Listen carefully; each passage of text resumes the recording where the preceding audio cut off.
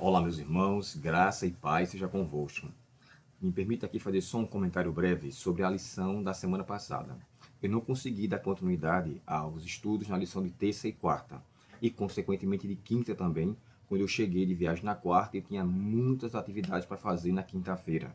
Eu estudei a minha lição, claro, mas eu não fiz com uma propriedade para poder transmitir um estudo com maior conteúdo. Então eu preferi não fazer, tá bom? Mas espero em Deus que vocês tenham aí assistido comentários que são também de grande valia. E aqui eu quero aproveitar e vou gastar esse vídeo de hoje, especificamente nesse momento, só com a imagem e a introdução da lição. E a lição de domingo eu vou fazer um outro vídeo separado, para não ficar um vídeo só muito extenso, tá bom? E a lição dessa semana, a imagem dela me deixou bem, assim, como é que eu posso dizer assim, admirado com a riqueza de detalhes que foi colocada. Eu peguei aqui mais duas imagens de duas lições, uma americana em inglês e uma outra em espanhol, dos quais as imagens são diferentes. Mas olha só o título da imagem da lição dessa semana: Reconciliação e Esperança. Ou seja, uma reconciliação que trazia algo diferente. E na lição em espanhol, eu achei bem interessante porque a imagem é essa daqui, ó. Essa imagem que você está vendo aqui. Jesus com a mão ligada ao Pai e a outra mão estendida para a terra, para cada um de nós.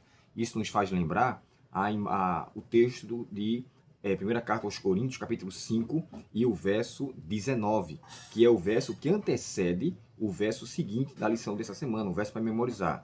Na verdade, dois versos, né? Porque o verso é 5:21 e o verso que eu estou citando é 5:19. E o que é que diz lá em 1 Coríntios 5:19? Deus estava em Cristo reconciliando consigo o mundo. Aí a imagem que eu mostrei para vocês, ela é bem enfática quanto a isso. Tá vendo a imagem em espanhol? Jesus ligado com a mão em cima e embaixo. E o título da lição deles é Reconciliação entre o céu e a terra. O título também diferencia, embora o conteúdo seja o mesmo. Mas essa imagem aqui também é bem interessante. A outra imagem que eu achei muito legal foi a imagem da lição em inglês. Olha só, lá aqui você vê uma relação. Deixa eu abrir a imagem para ficar melhor. Pronto. Aqui você vê uma imagem, deixa eu tocar aqui, uma imagem de uma pessoa com a Bíblia em seu braço e ela está envolvida com as mãos de Deus, ou seja, é Deus que está aí intervindo e a reconciliação aqui ela é vertical entre a pessoa e Deus. Já na lição em espanhol, você vê Cristo fazendo uma ligação entre o ser humano e a corte celeste, ou seja, entre o céu e a terra. E aqui você vê uma ligação entre a pessoa e Deus, uma reconciliação individual. Porém, essa reconciliação da imagem da lição em nossa linguagem, em nosso idioma em português, ela é bem diferenciada. Observe só que nós temos aqui uma pessoa estendendo uma mão a uma outra que está encurvada. Essa pessoa que está estendendo a sua mão, ela tem um coração, que na verdade é o coração de reconciliação. A pessoa do lado demonstra uma ênfase de alguém que está contristado, alguém que reconhece a sua culpa, mas a pessoa foi até ela e diante de uma página rasgada entre eles dois, ele foi reconciliado. E nos chama a atenção esse rolo que está aqui ao lado. O rolo que está aqui ao lado quer dizer que a pessoa que tem um coração, ela está disposta a reconciliar mais uma vez, ou seja, ela é uma pessoa reconciliadora.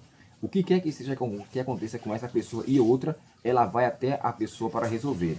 E uma coisa que me chama a atenção, quem está com o coração está com o corpo erguido, ereto, enfatizando que eu estou em paz com Deus. A pessoa que está encurvada demonstra ser uma pessoa que está arrependida, uma pessoa que está sentida por algo que ela causou.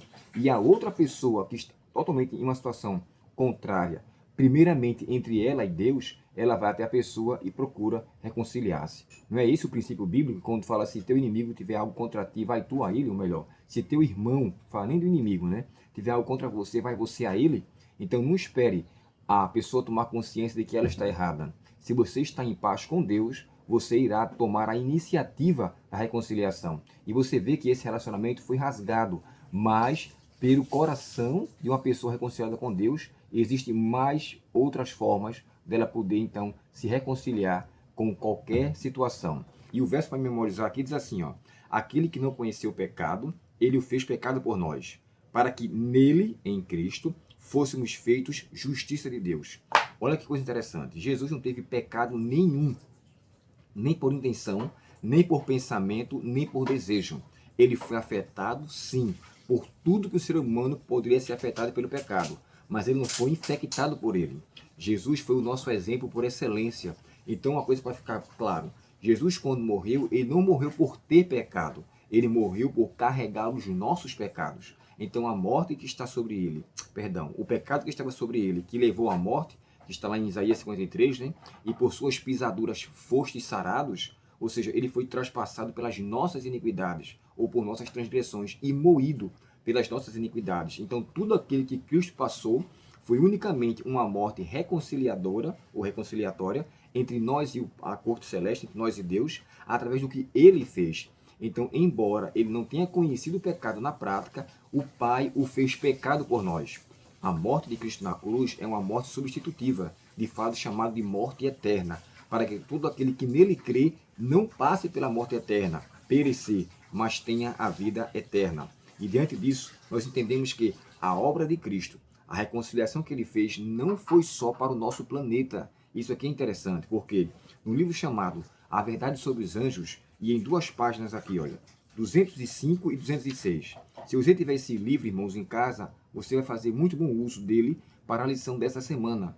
Não só esse, mas também o livro O Desejado de Todas as Nações, Mensagens Escolhidas, falaram sobre isso. Mas esse que eu vou ler para vocês aqui, na minha edição antiga, que é essa vermelhinha aqui, a página é 205. Mas se a sua for uma lição mais nova, você vai para o capítulo...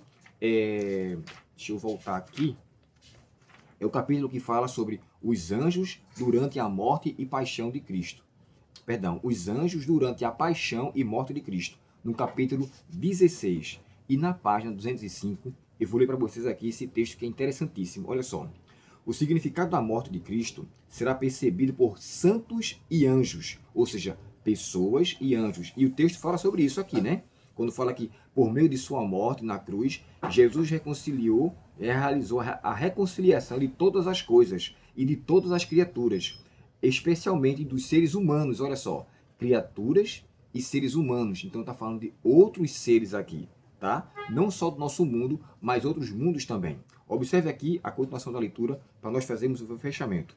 Homens caídos não teriam um lar no paraíso de Deus, sem o Cordeiro morto, desde a fundação do mundo.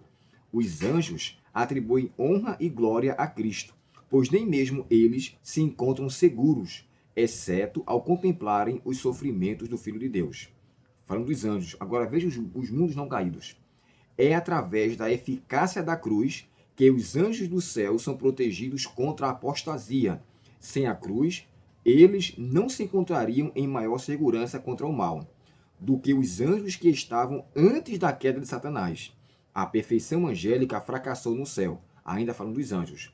A perfeição humana fracassou no Éden, o plano da salvação tornando manifesta a justiça e amor de Deus, provê eterna salvaguarda contra a rebelião dos mundos não caídos. Então, Cristo, em sua morte, ele reconciliou todas as coisas, como é dito aqui no texto de Colossenses.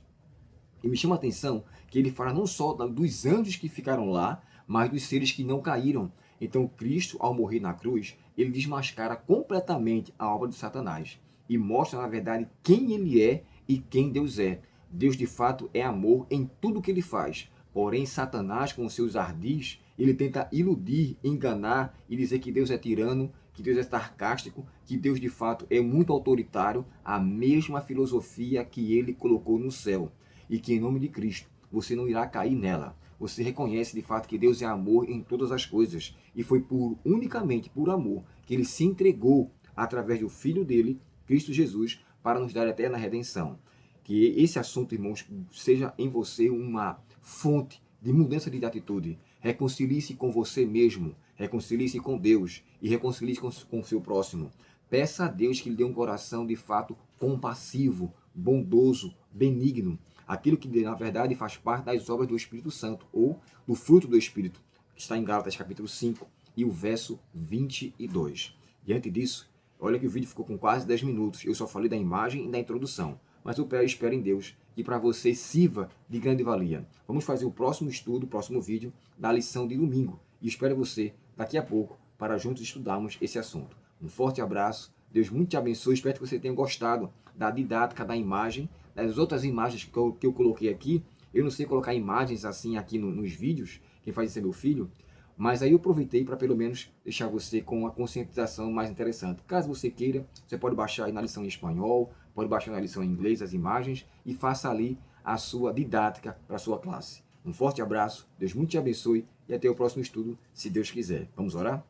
Obrigado, querido Pai, pela tua palavra. Obrigado, Senhor, pelos teus conselhos. E obrigado porque Deus estava em Cristo reconciliando consigo o mundo. Que nós possamos, Pai, sermos objetos dessa reconciliação.